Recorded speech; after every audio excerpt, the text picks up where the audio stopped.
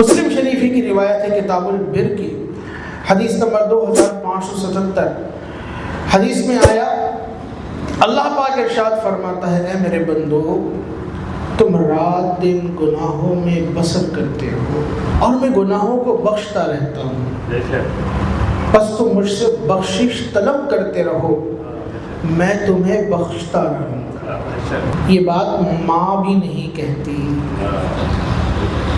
انسان اپنی اولاد کو بھی آگ کر دیا کرتا ہے، بس وہ رحیم و کریم مولا ہے۔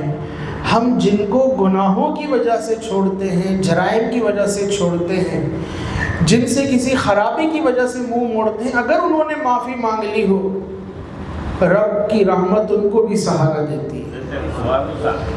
اللہ یہ فرما رہے ہیں وَيَسْتَغْفِرُونَهُ، مجھ سے بخشش کیوں نہیں مانگتے، مجھ سے بخشش طلب کیوں نہیں کرتے، حالانکہ ان اللہ غفور الرحیم، میں تو بہت بخشنے والا ہوں، میں تو نہایت رحم کرنے والا ہوں۔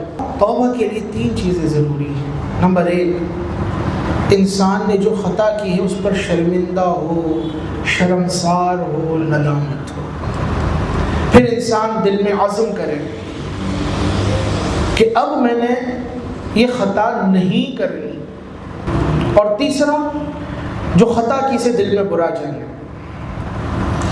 تو نمبر 1 شرمسار ہونا، اس شے کو برا جاننا اور نہ کرنے کا پختہ عزم، یہ جب 3 چیزیں ملتی ہیں تو اسے کہا جاتا ہے توبہ۔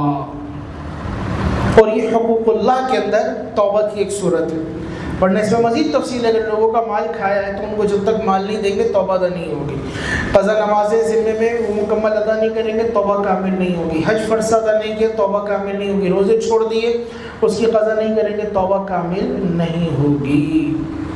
تو اللہ فرما رہا ہے یستغفرون، مجھ سے توبہ کیوں نہیں کرتے؟